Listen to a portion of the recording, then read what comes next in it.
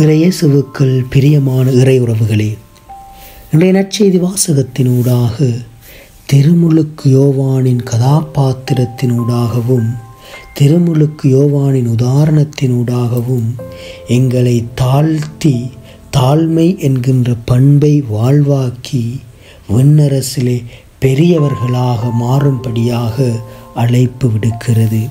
இந்த தாழ்மை என்கின்ற பண்புதான் அனைத்து பண்புகளின் தலை சிறந்த பண்பாக இருக்கிறது.